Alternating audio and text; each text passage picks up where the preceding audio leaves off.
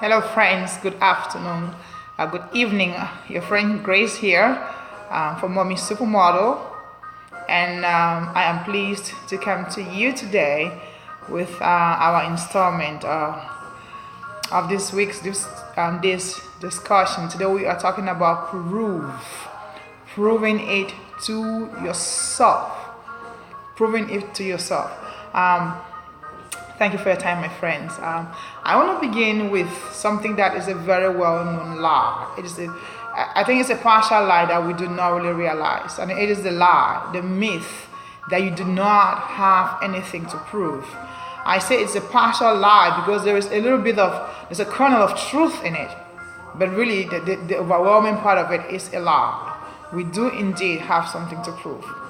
But first, before I go into what we have to prove, I want to address the general notion of proving ourselves, proving our worth. You see, when it comes to your worth, you and I, when it comes to our worth, yes, there is nothing that we have to prove. That is already decided. That is already concluded. That is something that is accepted. It is self-evident that our worth is based in God, in His image that He made us in, and in His Spirit that dwells in us. So yes, when it comes to that, our worth is already concluded. It is inherent in us. It is self-evident. It is perfect. There is no argument that needs to take place in that. That is already a conversation that is over.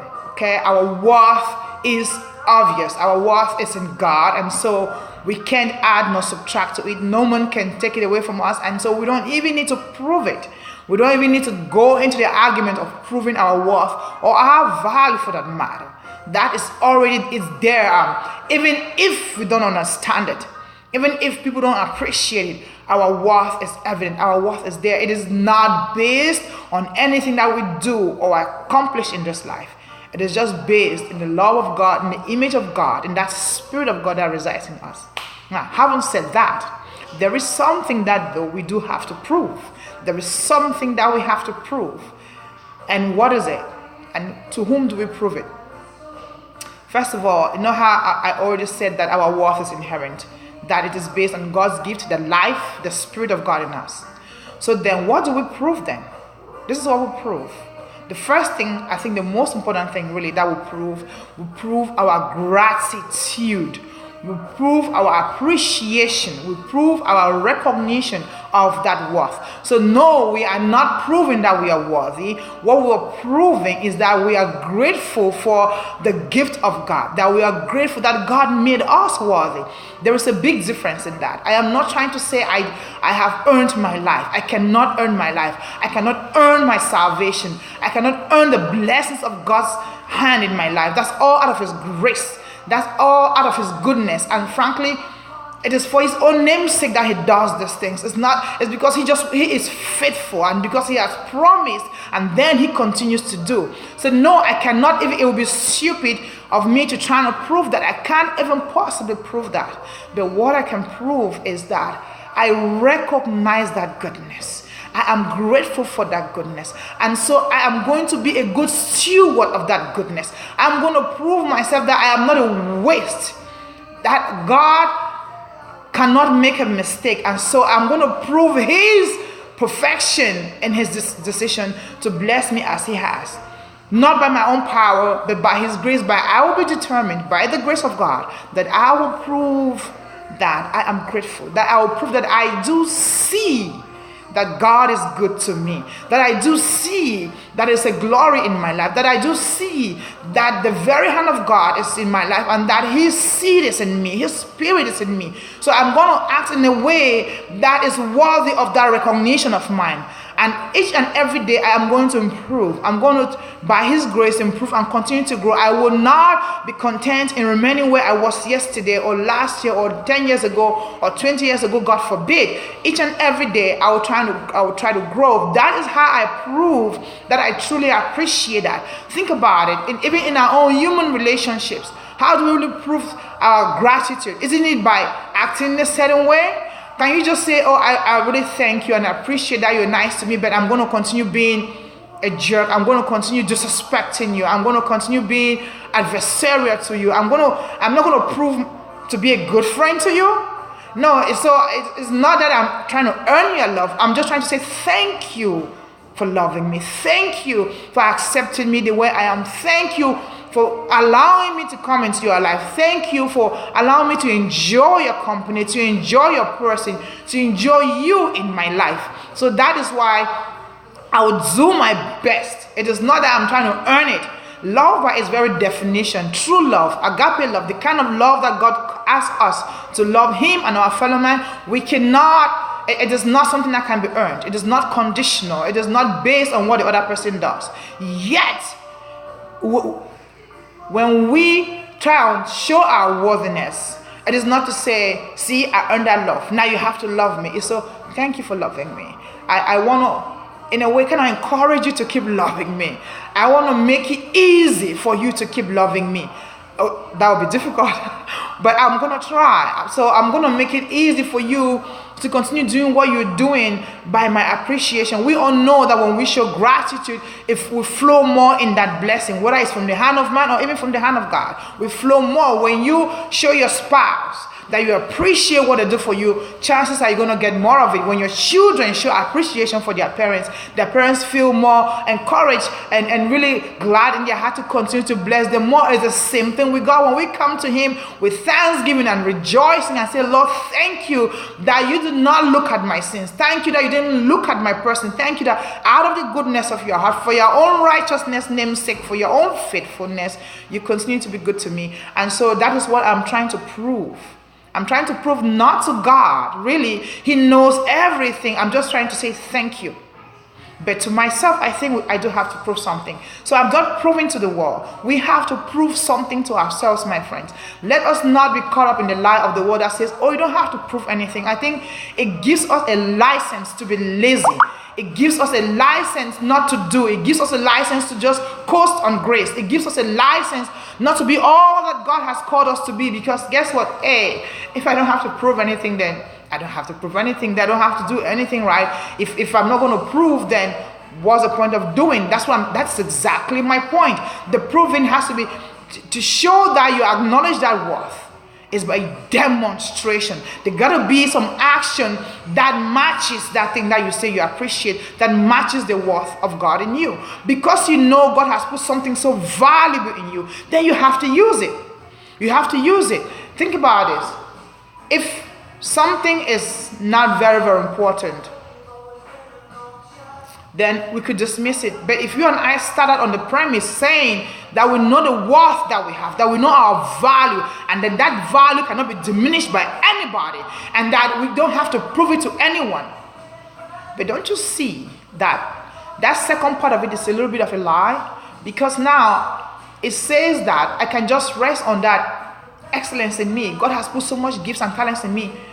If I recognize that, it makes me want to do more. Imagine an eagle not flying. Imagine an eagle just resting every day in its nest. What a waste of genius. What a waste of abilities. What a waste of blessings. So my trying to use what God has given me is me trying to prove through my gratitude, and also to say I recognize the power. I recognize the greatness that God has put in each and every one of us.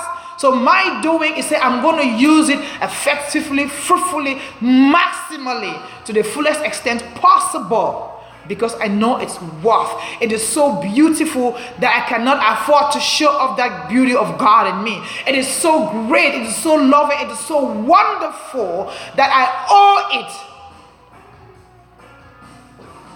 to myself and through my gratitude to God to show that. That's why God demands of us, say, what I gave you. That's why He says, I'm going to ask you to give me an account of what you did, of all that I put in you.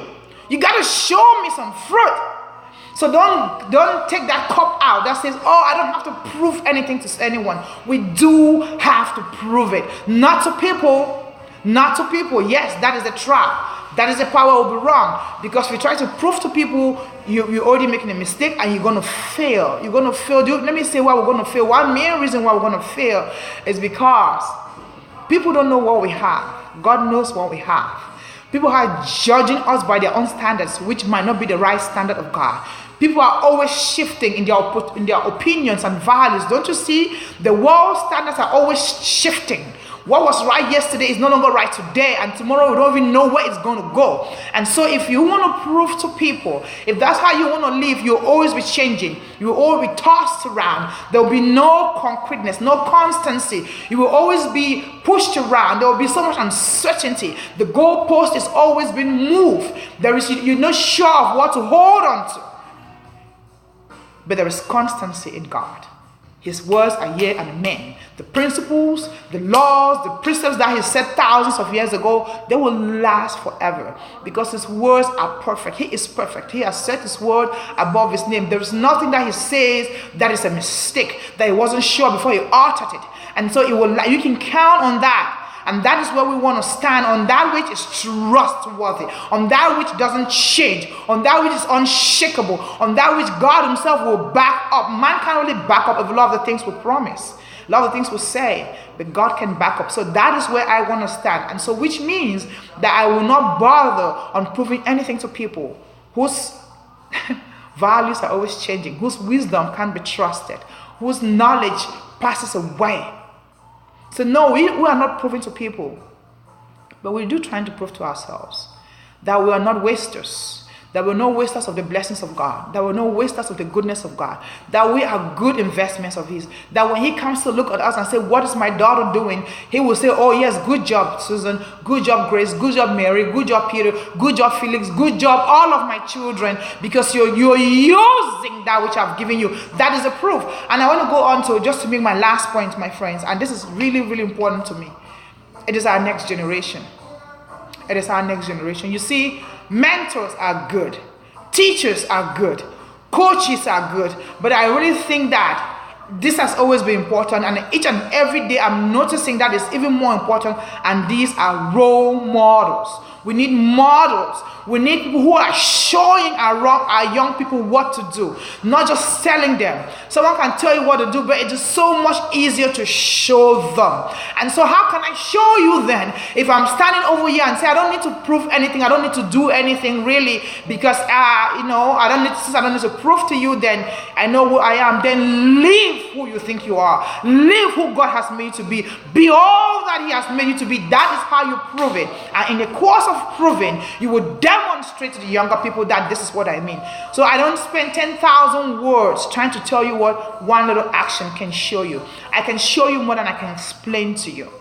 And maybe for me, I really get that part because I'm a visual person. If you want to tell me something, just show it to me. Just show it to me. I'm like, I get what you mean. You can explain it. I could get it. I could read it. But in terms of speed, I'll get it quickest when you show it to me. Do it. I'm like, okay, thank you. And then we'll try doing it with each other. I do it. I feel you show me. After a while, I'm like, okay, I get it. That's how apprenticeship. Role models. We need our role models. We need our parents. We need anybody who wants to lead to be a doer by example. And that's how we're going to prove. That's what we're going to prove to ourselves and to our children, to the next generation, that this is what we mean for you to say. This is how we mean for you to act. This is how we mean for you to live your life, because I am living it. I am proving it to you. I am not just telling you. I am showing you. The showing is vital. The showing cannot be underestimated. The showing is so key because it settles every argument, both for you and for the child. It settles every argument, both for you and for the young people. The person can turn around and say, oh, daddy, look at what you're asking me not to smoke, but you're smoking. You're asking me not to do that, but look at what you're doing. But when we show, when we demonstrate, when we prove to ourselves and to the next generation, we do really have to prove to them. We do really have to prove to them. If we do not prove to them by our own actions and how we live, how do we expect them to live their own lives? Where are they going to get the examples from? They need to see. They need to see. Jesus says, everything that I do, I see my Father do. My Father has shown me by example. Yes, he taught me, but he did it too. And so when Jesus now equipped his apostles, he says, and the disciples, go do like you have seen me do. There is a doing. There is a doing. There is a doing. There is a doing. There's a proving. Prove the love of God in you. Prove the power of God in you. Let us see that seed of God is in you. Bear the fruit that match the seed. Prove it. Prove it. prove it. You say you believe God, prove it. You say you have faith, prove it. Faith without works is there. We gotta prove. Let us not let the world deceive us in saying that we don't have anything to prove. We don't have to prove to the world. We don't have to prove to the world that is true. We do have to prove to ourselves. We do have to prove to the next generation. And we do have to prove to God through our gratitude. Say, Lord, I appreciate what you've given me. So here is my obedience, is my gratitude. My actions perfect that which I claim I know. I'm going to end this with a verse from 1 John chapter 2, verse 21. He's talking about truth and lies. He's writing to believers and he's saying, I am not writing this to you because you don't already know the truth. You already know the truth. But I want to emphasize it and also to say that there is no lie in truth. In other words, those two do not go together. There is not a hodgepodge, a blending of some lie, a little bit of lie and a little bit of truth. They are mutually exclusive. There's absoluteness in truth. Truth stands by itself. It does not need any crutches. It does not need any support. It doesn't need any advocate. Truth advocates for itself. Truth is its best spokesperson for itself. It does not need to be even advertised. By its very nature, it just bees. And he explains all. It just bees and it interprets everything that it needs to say. It needs no interpreter. It doesn't need any coaching. Truth is wisdom being lived. I am the way, the truth, and the life. If there is no truth in it, there cannot be any life in it. If there's no truth in it, it cannot have any way to lead you to goodness, to certainty, to safety, to salvation, to anything good. Because apart from that, there is lies. So yes, there is no, in lie there is no truth, and in truth there is no lie. They stand so far apart. They are like the North and the South Pole. So if someone says to us then that, well, you don't need to prove anything, I think they are trying to blend a little bit of truth and a little bit of lie. Let us be very clear in how we say it. I don't need to prove anything to the world, but I do need to prove to me. We all know, I think you know of this dancer. She's a ballerina, American dancer. She dances classical ballet. She is the principal dancer for American Ballet Theater in New York. In 2015, she was made the principal dancer, and she was the first African American to be ever given that honorable role in American Ballet Theater. In fact, in any of the three major ballet houses in the United States. So that was really a great honor for her. That was her cracking the glass ceiling. She was blazing the trail, so to speak. And so I watched this interview that she gave shortly after she was promoted to principal dancer in her dance company.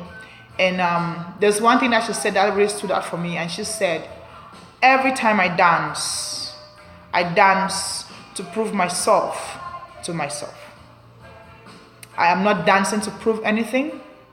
So the audiences who've heard that, a black girl has been given this role for the first time.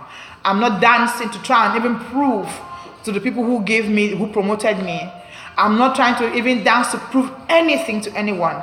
I'm just dancing to prove myself to myself. Because all along in my life, I had suspected that there was something beautiful inside of me. I had suspected greatness. I had suspected that there was something different. I had suspected that God had given me something special. And every time I dance, this is me demonstrating that my suspicion wasn't just a suspicion. And in fact, it's a fact. It is true that God has so blessed me with the talent to dance in a special way. And so whenever I dance, I'm just flowing in that truth. Whenever I dance, I'm just expressing that which I already kind of knew instead of me to me. So you just get to be a witness of me expressing myself to myself. You just get to be a participant. I should sit in the audience. I might as well have been doing this in my room, because this is really me just talking to me. Yes, God is good. God is wonderful. Look at what He has done. Look at what He's embedded in me. And I'm so grateful to let my soul know it, to let my soul confirm that which my spirit already kind of was telling me all along. And now my soul and my mind and the rest of my being have come into agreement with what I already knew. And so I dance. I dance to express, to confirm, to be one with myself, to tell myself that, see, we kind of knew it. And it is true. And the more I dance to express myself, to prove myself to myself, to confirm, having my soul confirm what my spirit already knew, the more I do that and become one with that truth, that knowledge of that blessing of God inside of me, the more you agree with me out there. The more when you watch, you be like, yes, she's right. Whatever she's saying, I understand. Whatever she's saying, it is true. It is true. It is true. But it is true because I was first at home with the truth in myself. I wasn't trying to sell to you. I wasn't trying to convince you. I already knew the worth. I was just trying to get my soul to say, yes, I know it is in me. Yes, I know it is here. And as my soul said yes to that truth, as my soul said yes to that worth that I know was there in me all along, and as I just come in unity, in agreement with God for that value that He's put in me, and I'm letting the world see it, and I'm shining, and I'm spreading my wings and flying and soaring to the heights that He really called me to soar, you will look, you will notice, you will agree with me as well. All you're doing is not trying to give me worth that was there. What you're doing is saying, you are telling me that you're worthy, and I see it and I agree. So you dance, whatever you do in your own lives, my friends, you and I, as we dance, as we whatever work that God has called us to do, as we serve our generation, as we prove that worth to ourselves and gratitude to God, and also encourage the next generation, then the other things will fall in place. Then people who think they needed convincing, they will be convinced if they want to. But that won't be our concern. We will not concern ourselves with that. We're only interested. We're only solely interested in proving to ourselves that the suspicion was the truth. It wasn't just a spiritual rumor. My spirit wasn't telling me the lie. But now my soul sees it.